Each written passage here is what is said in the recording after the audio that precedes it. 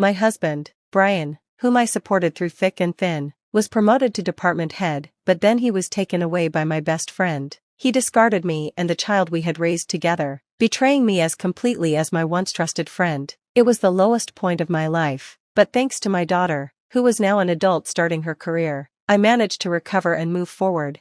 2 years later, I ran into them unexpectedly in the city. My former best friend sneered as she glanced at the man standing beside me. "A poor-looking old man suits you well," she said smugly.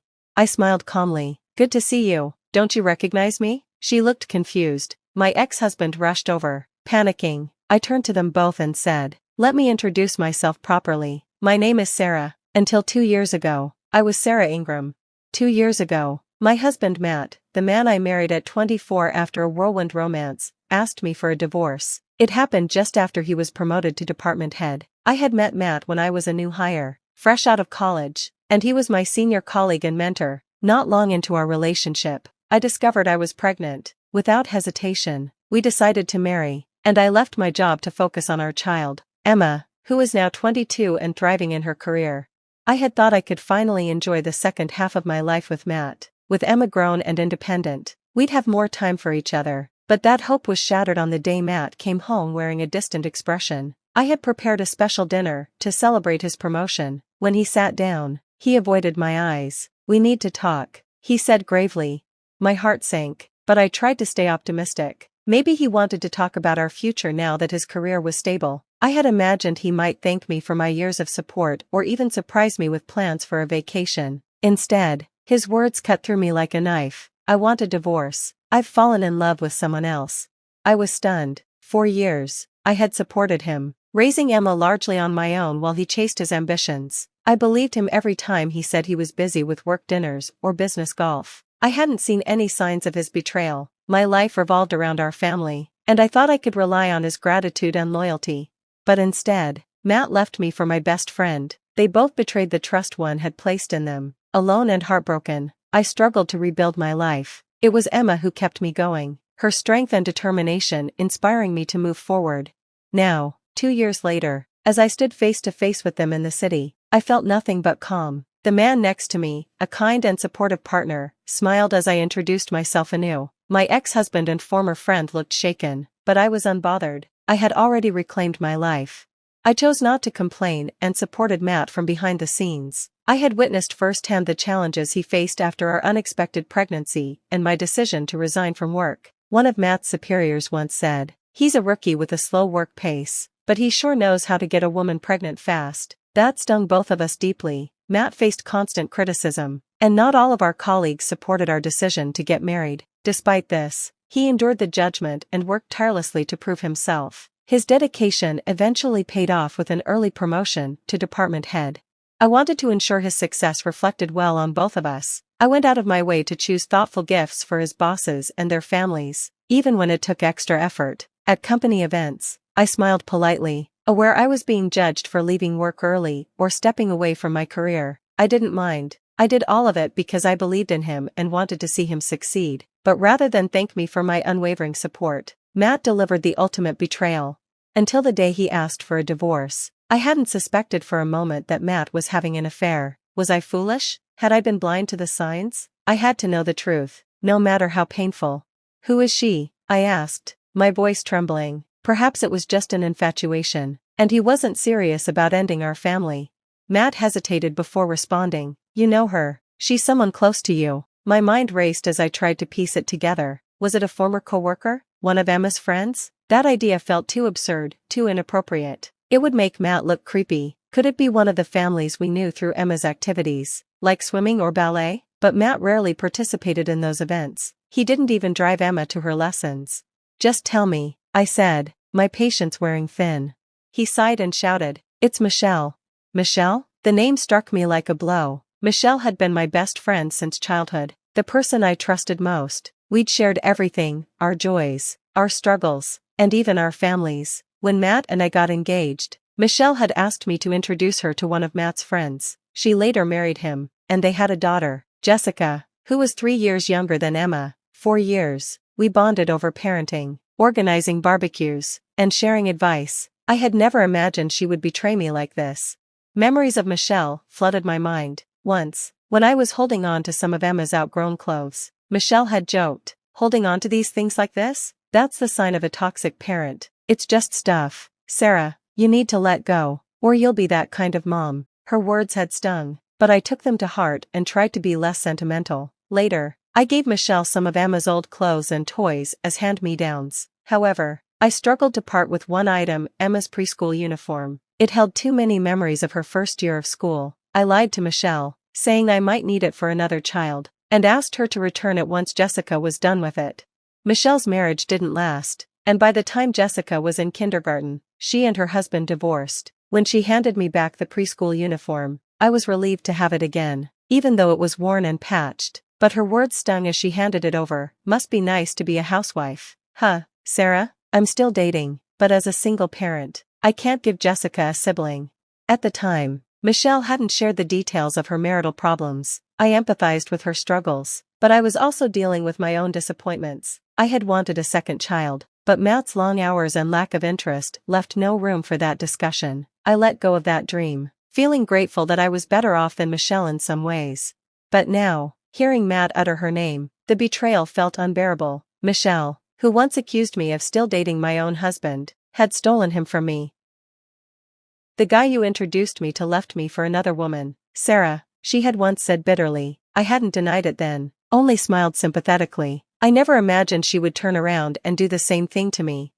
Michelle picked a fight with me not long after her divorce. It all started because she'd asked me to introduce her to someone I barely knew, her now ex-husband. When I first met him, Michelle was immediately drawn to his looks and made it her mission to pursue him. I had advised her to take things slow and really get to know him, but she didn't listen. Later, when her marriage fell apart, she blamed me. I was confused but sympathetic, recognizing she needed a friend to lean on during a tough time. I didn't hold it against her. After her divorce, I tried to support Michelle and her daughter, Jessica, however I could. I even registered as Jessica's emergency contact at her daycare. If Jessica got sick and Michelle couldn't leave work, I'd pick her up, take her to the doctor, and look after her until Michelle was free. I adjusted my part-time work schedule to be there for Jessica when she started middle school, as she spent afternoons at my house instead of daycare. It wasn't easy, but I wanted to help. When my own daughter, Emma, graduated from elementary school and moved on to middle school, my life took a turn. A clerk at my part-time job got married and relocated, and my company offered me a full-time position. Matt, my husband, supported the idea of increasing our household income, and Emma was on board too. After years of focusing on family, I was excited to take on this new chapter. However, working full-time meant I couldn't continue looking after Jessica after school. Michelle and I had to adjust. Jessica began coming home to an empty house, but I figured it wasn't my responsibility anymore. Life moved on. Over the next 9 years, Michelle and I saw less of each other. Although we didn't meet as often as we had when our daughters were young, I still considered her my best friend. Then, one day, Matt's unexpected words shattered that illusion. "I want a divorce. I'm in love with Michelle." His declaration hit me like a ton of bricks. I tried to laugh it off, thinking it had to be some kind of joke. "You're kidding, right? Michelle is my best friend." But Matt's expression was deadly serious. "I know she's your best friend, but I've fallen for her. I can't help how I feel." I stared at him, stunned. How could a 49-year-old man with a 22-year-old daughter speak so childishly? It felt like I was trapped in some absurd soap opera. "So it's just your crush, right? Michelle would never betray me." Desperate for clarity, I called Michelle. She picked up immediately. "Michelle, can you come over? Matt's saying some crazy things." But instead of laughing it off, Michelle chuckled. "Oh, I already know. Matt told me he was asking you for a divorce today." "You knew?" My heart sank. "You've been talking to him?" Her voice was cheerful, almost gleeful. "Yes, Sarah, I'm sorry, but Matt's in love with me now. He wants to divorce you and marry me." The world seemed to spin. This had to be a cruel joke. My husband and my best friend conspiring together? It was too much to believe. Matt left the room muttering something about going out for a smoke, something he hadn't done since I was pregnant. When had he started again? When he returned, he wasn't alone. Michelle walked in beside him, and they both looked resolute.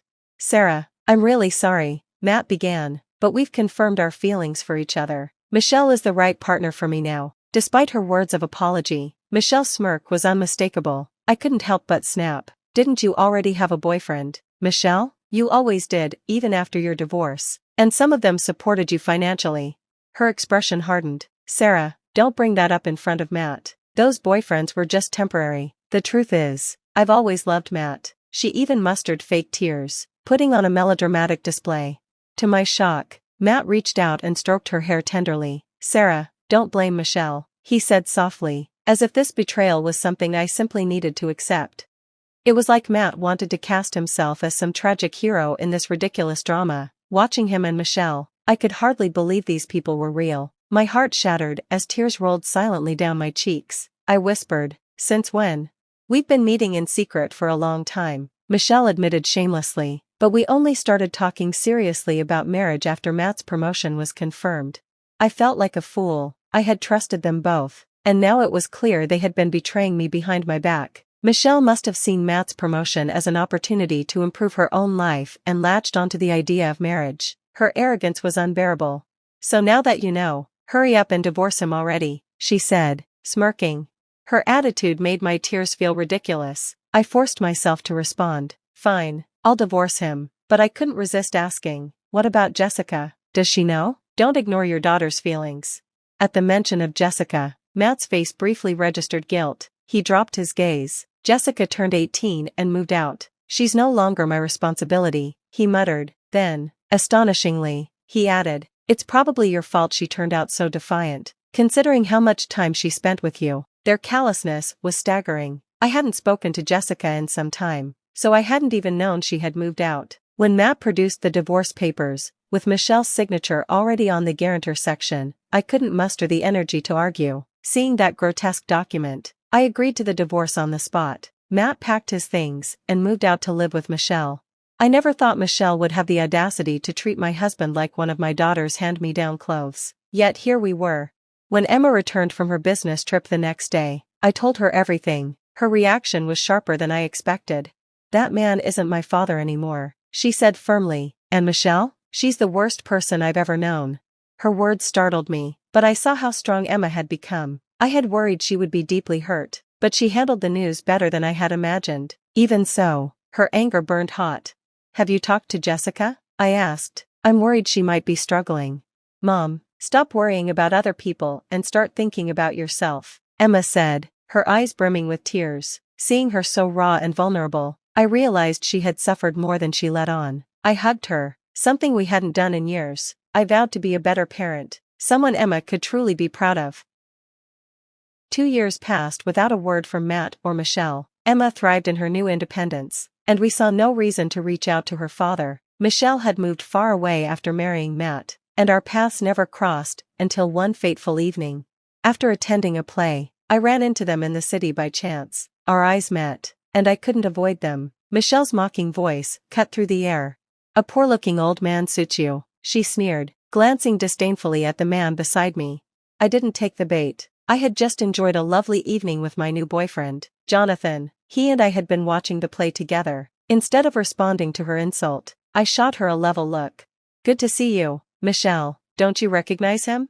Michelle's smug expression faltered, and she stared at Jonathan in disbelief. Matt looked equally stunned. Wait, you're Jonathan? Matt stammered.